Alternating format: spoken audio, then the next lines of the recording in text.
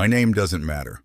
What matters is that 6 months ago, at my father's funeral, my sister looked me straight in the eye and said Dad had always loved her more, and that everyone there knew it. 3 weeks later, she tried to prove it by forging his signature on a document that would have taken away everything my father had spent his life building.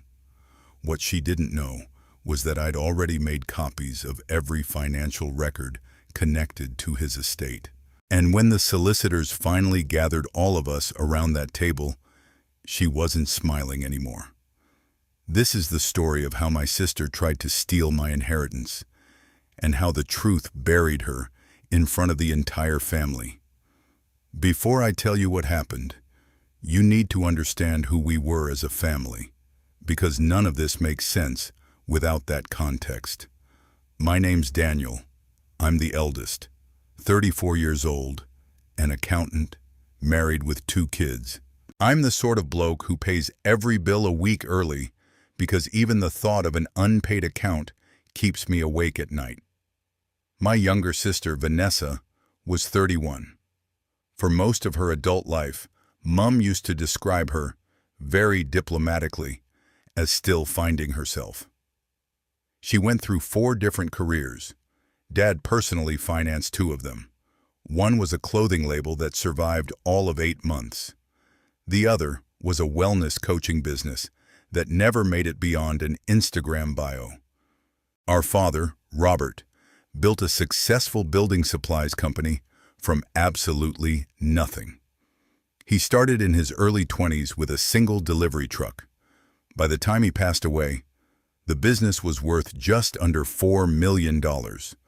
On top of that, he owned the family home, 2 rental properties, and a retirement fund he'd quietly built over the course of 30 years. One thing about Dad, he was generous, but he was never careless with money. Whenever Vanessa needed financial help, he gave it to her.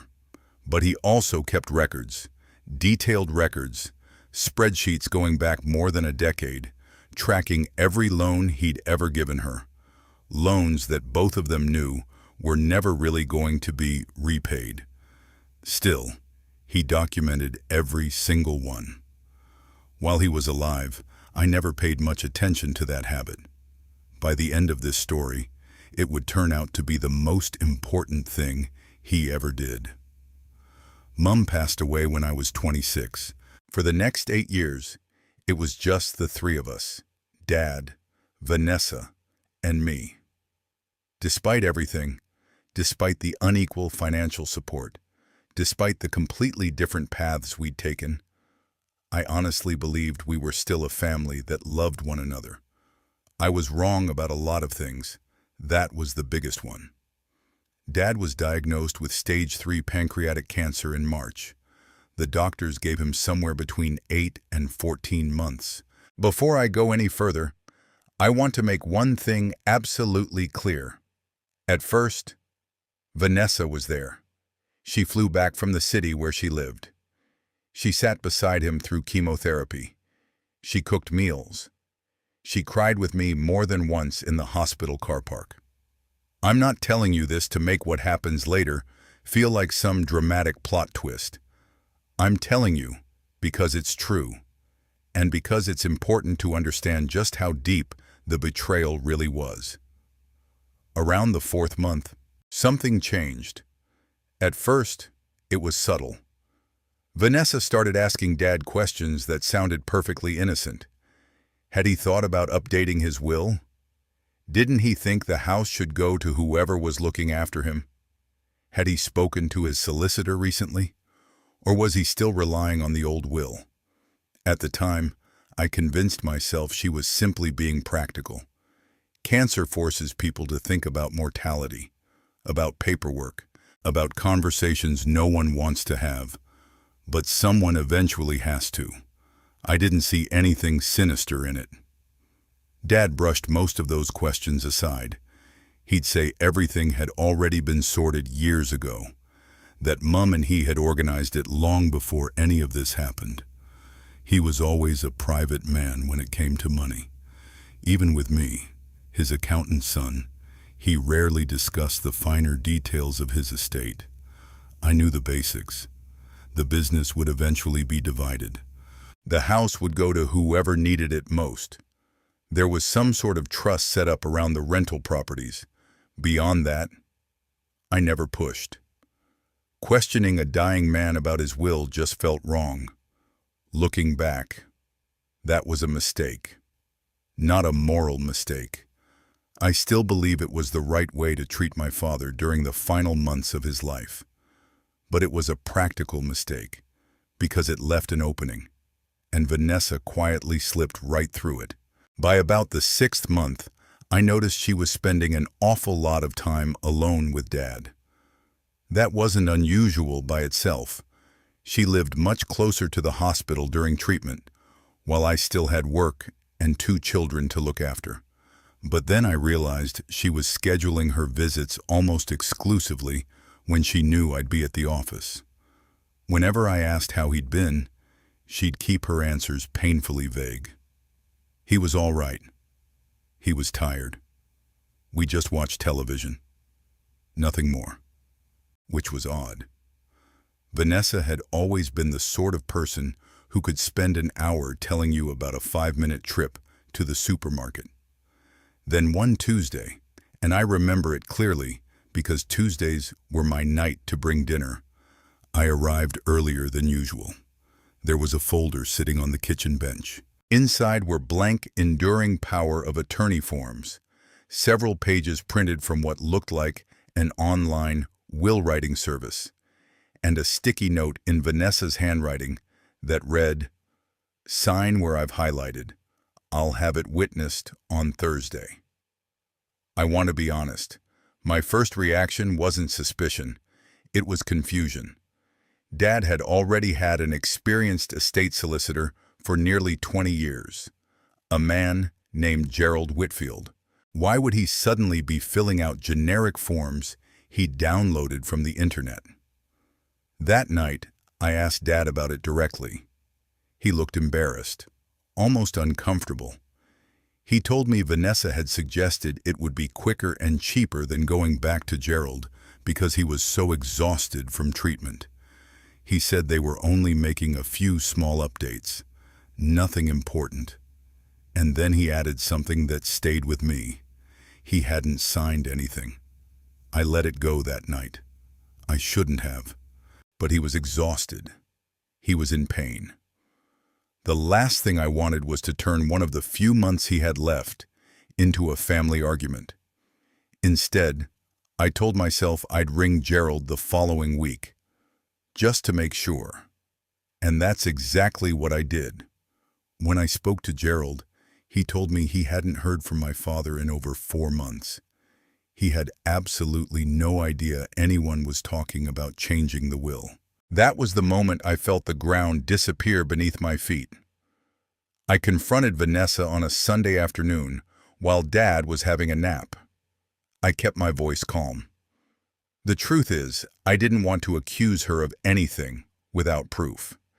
Even after everything I'd started noticing, part of me still wanted to believe the best about my own sister. I asked her one simple question. Why are you getting Dad to sign new estate documents without Gerald involved? Her answer still echoes in my head. She didn't get defensive, not straight away. She stayed calm, almost as if she'd rehearsed it. She told me she'd spoken to Dad, that he'd admitted the current will wasn't fair. She said I'd already had my share. I'd had years working alongside him in the business. I'd benefited from his time and guidance while building my career. According to her, she'd been left with nothing. She claimed Dad wanted to fix that before he died, and she was simply helping him with the paperwork because I was always too busy. I asked her exactly what she meant by fixing it. She didn't hesitate. She said the family home should belong to her because she was the one actually showing up. She said the rental properties should be divided differently from what the current will stated. Then I asked the question that really mattered. If Dad wants all of this, why hasn't he told me himself? She looked me straight in the eye and said something I'll never forget. Because he knows you'd make everything difficult. You always do. I want to pause here for a second because something about that conversation is important. Not once did Vanessa talk about money. She framed everything around fairness, around sacrifice, around who deserved what. It was clever. If I hadn't already found those documents in the kitchen, if I hadn't already spoken to Gerald, I might actually have believed her. I might have convinced myself I was the emotionally distant son, making life harder during my father's final months. That night, after she'd gone home, I sat alone with Dad. I asked him directly, "Did you tell Vanessa you wanted to change the will so she could have the house?" He looked at me for a long time before answering. Then he quietly said something I'll carry with me for the rest of my life. I told her I love both of you equally. I never said anything about the house. That was the first confirmed lie. It wouldn't be the last. That same night, I made a decision I've never regretted, even though at the time it felt uncomfortable. I started documenting everything. Being an accountant, keeping records came naturally, but I wasn't doing it because I wanted to beat my sister. I wasn't building a case out of spite. I was doing it because I was scared, genuinely scared. Scared that the wishes of a dying man were about to be rewritten by someone taking advantage of his exhaustion, his medication, and the fact that he simply didn't have the strength to fight anymore. Over the following weeks, I quietly built a file of my own. I dated every note. I recorded every conversation. Before Vanessa realized the manila folder had disappeared from the kitchen bench, I removed it, copied every document inside, and returned the originals exactly where they'd been. I rang Gerald again. This time, I asked him to confirm in writing that Dad had never instructed him to prepare a new will or make any changes. And then, I did something people ask me about more than anything else whenever I tell this story. With Dad's permission, I installed a simple private notes app on his tablet. The idea was straightforward. If there was ever anything he wanted to record privately, anything he wanted to say without someone standing over his shoulder, he could write it there. I made one promise to myself. I would never read those notes while he was alive. Not once. I only needed to know they existed. I hoped I'd never have to open them. But deep down, something told me Dad's health declined much faster after that. The final 2 months were brutal. Hospital admissions, medication changes, days when he barely had the strength to speak, to give Vanessa the credit she deserves. She was still there. She still helped. And I think that's one of the hardest parts of this entire story to accept. People aren't simply good or evil. My sister genuinely loved our father. I still believe that, without question. But somewhere along the way, she convinced herself that loving him and taking more than her fair share weren't mutually exclusive. Dad passed away on a Thursday morning in October. The two of us were by his bedside when it happened. Whatever came afterwards, I need you to know that moment was real. We cried together. For 11 days, we weren't opponents. We weren't arguing over money. We weren't suspicious of one another. We were simply two grieving siblings who had just lost their father. Then came the reading of the will, and everything changed again. 11 days after the funeral, Gerald asked us to meet at his office. He opened the legally executed will, the genuine one, the version Dad had signed and formally updated 4 years earlier. To be honest, it was far more generous to Vanessa than I'd expected. She inherited the family home outright. I inherited the 2 rental properties and the majority share of the company because I'd worked in the business for years, while Vanessa hadn't. There was also an education trust established for our children. It wasn't an equal split if you looked only at the dollar figures, but it was obviously designed around what Dad believed was fair, given the different lives we'd each lived. Honestly, it was a good will, a sensible one.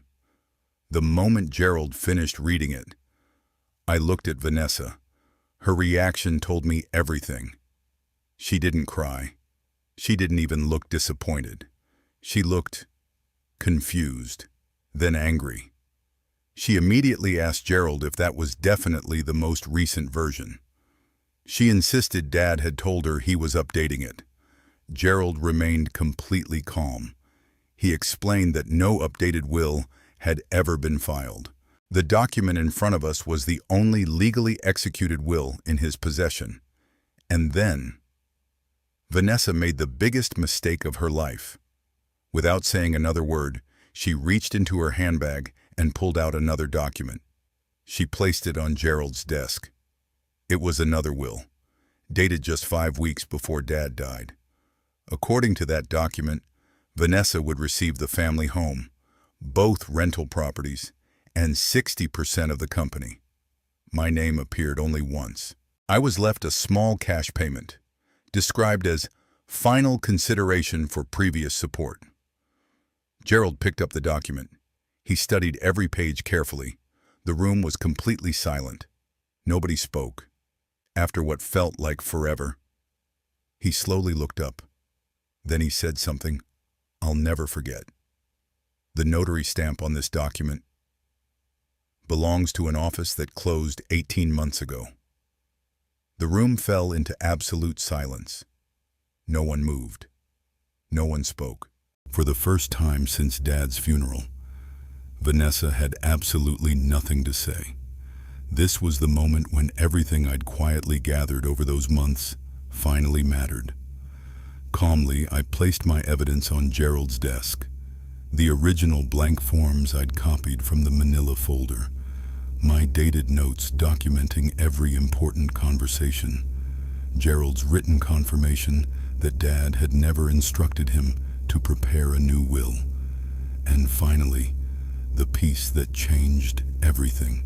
Dad's private notes from the tablet. Exactly as I'd promised myself, neither Gerald nor I had ever looked at them while Dad was alive. The first time anyone read them was after the funeral, together. One of the entries had been written only 6 weeks before he passed away. In his own words, Dad explained that Vanessa had repeatedly asked him to sign new documents. He wrote that he'd refused. He said he didn't want to spend the final weeks of his life arguing about money. He hoped I'd understand why he'd never told me what had been happening. Not because he didn't trust me, but because he couldn't bear the thought of his 2 children spending his final days fighting over an inheritance instead of simply being with him. I'm not going to pretend hearing those words was easy. It wasn't. I completely broke down, because they confirmed something I desperately hoped wasn't true. Dad had spent the last weeks of his life protecting me from conflict, instead of confronting it himself, not because he was weak, but because he loved both of us too much to watch us destroy each other. I looked over at Vanessa. The confidence she'd walked into that office with had completely disappeared.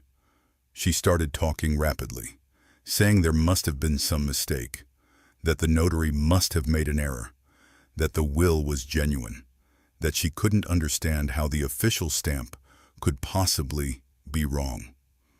Gerald listened without interrupting. When she'd finished, he spoke calmly. Presenting a forged will to the probate court isn't simply a family disagreement. It's a criminal offense. And as the solicitor responsible for administering the estate, he had a professional obligation to report the irregularities. I want to be completely honest about what happened next. I chose not to pursue criminal charges against my sister. I know some people will disagree with that decision, and I understand why.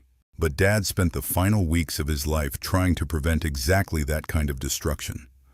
Taking Vanessa through a criminal prosecution felt like undoing the one thing he'd silently asked of me, to protect what was left of our family, even if he never said those words out loud. Instead, the estate proceeded exactly as Dad had intended. Vanessa inherited the family home, just as the legitimate will stated. She did not receive the rental properties. She did not receive control of the company. The fraudulent will was formally declared invalid by the court after Gerald submitted the appropriate notifications. That protected me legally, without requiring criminal proceedings. Since that day in Gerald's office, Vanessa and I have barely spoken. The only contact we've had has been 2 brief emails dealing with the final administration of Dad's accounts. Will we ever rebuild our relationship? Honestly, I don't know. Some wounds don't heal simply because time passes. Some wounds become something you learn to carry. What I do know is this. My father spent 30 years building something from nothing, and he spent the final weeks of his life trying to stop his 2 children from destroying each other over everything he'd worked so hard to create. I think about those notes on his tablet more than almost anything else now. Even when he knew he was dying, his greatest concern wasn't the company. It wasn't the house. It wasn't the money. It was us. I've spent a long time thinking about why I decided to share this story. Partly because writing it helped me process everything that happened, but also because I believe there's something important here for anyone who's ever had to deal with family and money at the same time. And statistically, most of us will, sooner or later.